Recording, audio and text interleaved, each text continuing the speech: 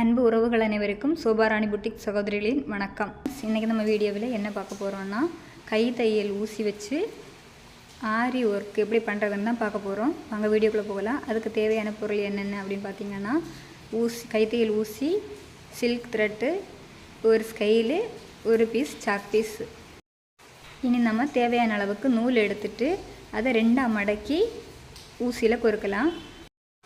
ஊசியில் நூலை பொறுத்து முடித்ததுக்கப்புறமா என்ன பண்ணணும்னா, ரெண்டு பக்கம் நூலையும் சரிசமமாக வச்சுட்டு முடிச்சு போடணும். முடிச்சு போட்டு முடித்ததுக்கப்புறமா நூலை கரெக்டாக இழுத்து விட்டுக்கோங்க, சுருக்கு எதுவும் இல்லாமல். இனி நம்ம மார்க்கிங் சாக் பீஸ் வச்சு ஒரு லைன் போடலாம். லைன் எதுக்காக அப்படின்னா, நம்ம அந்த லைன்லேயே தான் கரெக்டாக தைக்கணும். கோணல் வராமல் இருக்கிறதுக்கு மார்க் பண்ணி வச்சு தைச்சா தான் கரெக்டாக வரும். அதனால் மார்க் பண்ணலாம். எவ்வளோ தூரத்துக்கு உங்களுக்கு தைக்க போகிறீங்களோ அந்த அளவுக்கு நீங்கள் மார்க் பண்ணி வச்சுக்கோங்க. மார்க் பண்ணி முடித்த உடனே நம்ம ஊசி எடுத்து தைக்க ஆரம்பிக்கலாம். ஊசியை முதல்ல துணியோட அடிப்பக்கத்தில் இருந்தால் எடுக்கணும்.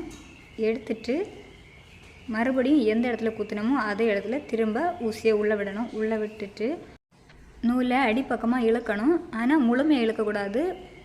வெளிப்பக்கம் இருக்கக்கூடிய பீஸை நான் விரலில் கொறுத்து வச்சுருக்கேன் பார்த்தீங்களா, அது போல் பிடிச்சி வச்சுருக்கணும். வச்சுட்டு ஊசியை மறுபடியும் குத்தி வெளியே எடுத்துருக்கிறேன். எந்த இடத்துல எடுத்தேன்னு பார்த்தீங்கன்னா, செயின் தையலோட அளவு எவ்வளோக்கு வேணுமோ அந்த அளவுக்கு கொஞ்சம் தூரத்தில் தள்ளி ஊசியை குத்தி எடுக்கலாம்.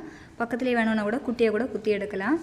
நம்ம இழுத்து எடுக்கும்போது இது போல் 4 சுற்று நூல் போட்டிருக்கும் போதெல்லாம் இது போல் திட்டு வரும். திட்டு வந்தால் அதை எப்படி எடுக்கணும் அப்படின்னு வீடியோவில் பார்த்தா தெரிஞ்சிருக்கும். அதுக்கப்புறம் நம்ம தையல் போடும்போது 4 நூலுமே சேர்ந்து கரெக்டாக வராது. ஒன்று முன்னும் பின்னுமா ஏறி இறங்கி வரும். அப்படி வந்தால் கூட எப்படி சரி பண்ணுறதுன்னு இந்த வீடியோவிலே இருக்குது. பார்த்திங்களா, நம்ம இழுத்து விட்டதுக்கப்புறமா ஒரு நூல் மட்டும் தனியாக பிரிஞ்சிருக்கிற மாதிரி இருக்குது. அந்த நூல் எதுன்னு நம்ம கண்டுபிடிக்கணும். 4 நூலில் ஒன்று ஒன்றா எடுத்து பிரித்து பார்க்கும்போது அந்த நூல் எதுன்னு நமக்கு ஈஸியாக கண்டுபிடிச்சிடலாம். அதை உடனே அந்த நூல் கணக்கு பண்ணி இழுத்து விட்டுட்டோம்னா கரெக்டாக அந்த செயின் தையல் வந்துடும். இனி நீங்கள் வீடியோவை கரெக்டாக பார்த்துக்கோங்க. அப்போ தான் தையல் எப்படி போடுறது அப்படின்னு தெரியும்.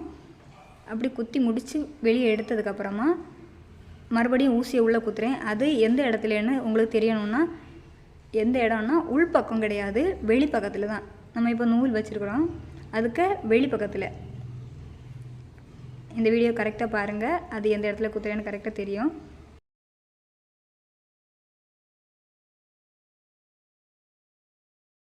இந்த நூல் பிடிச்சிருக்கேன் பார்த்தீங்களா, அதுக்கு பக்கத்துலேயே இல்லை, நம்ம செயின் போல் மாட்டி இருக்குல்ல அந்த நூலுக்கு அந்த சைடில் தான் நம்ம மறுபடியும் ஊசியை குத்துவோம். முழுமையாக தெரியணும்னா வீடியோவை ரொட்டேட் பண்ணி வச்சு போட்டுருக்கிறேன். கரெக்டாக பாருங்கள் ஊசியை எப்படி குத்துறேன்னு. இப்படி நூலை இழுத்து பிடிச்சி வச்சுருக்கோம் பார்த்தீங்களா, அதுக்கு வெளி பக்கத்தில் தான் குத்தி எடுக்கணும்.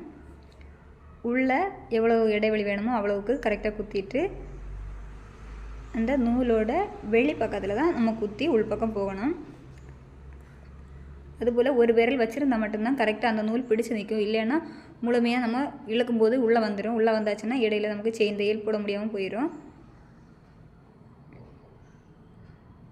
4 நூல் போட்டதுனால தான் அடிக்கடி இப்படி சிக்கு வர ஆரம்பிக்கும். நம்ம கரெக்டாக ஒரு நூல் எடுத்து அதை 2ஆக மடக்கி போட்டுட்டோம்னா கரெக்டான தையல் வந்துடும். இது கொஞ்சம் திக்காக இருக்கணும் அப்படின்னு நினச்சிங்கன்னா இப்படி போட்டிங்கன்னா அது செயின் ஒற்றை லைன் போட்டால் போதும். இல்லைன்னா நம்ம 2 லைன் செயின் தையல் போட வேண்டியிருக்கும் ப்ளவுஸோட ஓரத்துல எல்லாம். அதனால தான் இது ரெட்டை நூல் வச்சு போட ஆரம்பிச்சிருக்கிறேன். நீங்களும் முதல்ல ஒற்றை நூல் வச்சு போட்டு பாருங்கள், கரெக்டாக வரும். அதுக்கப்புறமா ரெட்டை நூல் பண்ணி வச்சு போட்டு பாருங்கள். ஒற்றை நூலில் படித்ததுக்கப்புறமா ரெட்டை நூல் வச்சு போட ஆரம்பிச்சிருங்க. இவ்வளோ பெருசாக எதுக்கு செயின் தையல் போட்டிருக்கிறேன்னா வீடியோவில் கரெக்டாக தெரியணும். அதுக்காக தான் இவ்வளோ பெருசாக செயின் தையல் போட்டிருக்கிறேன்.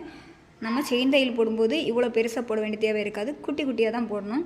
அடுத்த வீடியோவில் குட்டி குட்டியாக போடுறது எப்படின்னு வீடியோ போட்டிருக்கிறேன், பார்க்கலாம். செயின் தையல் போடுறது ஒன்றும் ரொம்ப கஷ்டம் கிடையாது ஃப்ரெண்ட்ஸ், ரொம்ப ஈஸி தான். வீடியோ பார்த்துட்டு இருந்தீங்கன்னா உங்களுக்கே புரிஞ்சிருக்கும் எவ்வளோ ஈஸி அப்படின்னு. இந்த புட்டிக் சேனலில் எதுக்காக இப்படி தையல் வீடியோ போடுறீங்க அப்படின்னு நினைக்கலாம். எனக்கு வருமானம் வரணும் அப்படின்னு நான் செய்கிறத விட உங்களுக்கும் ஏதாவது ஒரு பிரயோஜனமாக இருக்கணும் அப்படிங்கிறதுக்காக தான் இப்படி தையல் வீடியோ எடுத்து போடுறேன். ஆரி ஒர்க் தையல் மட்டும் கிடையாது ஃப்ரெண்ட்ஸ், எனக்கு மிஷின் தையலும் தெரியும். கண்டிப்பாக அந்த தையலையும் சீக்கிரமாக போட ஆரம்பிக்கிறேன். எனக்கு பயனுள்ளதாக இருக்கிறது போல் உங்களுக்கும் ஏதாவது ஒரு விதத்தில் இது பிரயோஜனமாக இருக்கும். யாராவது ஒருத்தங்க கூட இதை பார்த்து படித்து நீங்களாகவே சொந்தமாக தையல் தைச்சி கொடுத்து காசு வாங்குறீங்க அப்படின்னு ஒரு நிலைமை உங்களுக்கு வந்ததுன்னா அது எனக்கும் ரொம்ப சந்தோஷமாக இருக்கும். ஏன்னா நான் மட்டும் காசு சம்பாதிக்கக்கூடாது, நீங்களும் என் மூலமாக ஏதாவது ஒரு வருமானம் வருத்துவீங்க அப்படிங்கிறதுக்காக தான். வீட்டில் பெண்கள் எத்தனை பேர் வேலை இல்லாமல் சும்மா இருந்திருப்போம், கைத்தையல் போட்டு கூட சம்பாதிக்கலாம் அப்படிங்கிறதுக்காக தான் இந்த வீடியோ போட்டிருக்கிறேன். உங்களுக்கு பயனுள்ளதாக இருந்திருக்கும்னு நினைக்கிறேன் ஃப்ரெண்ட்ஸ். இந்த வீடியோ உங்களுக்கு பிடிச்சிருந்தா லைக் பண்ணுங்கள், ஷேர் பண்ணுங்கள், கமெண்ட் பண்ணுங்கள். பக்கத்தில் இருக்கிற பெல் பட்டனை கிளிக் பண்ணி வச்சுக்கோங்க ஃப்ரெண்ட்ஸ். அப்போ தான் நான் போடுற வீடியோ உங்களுக்கு உடனே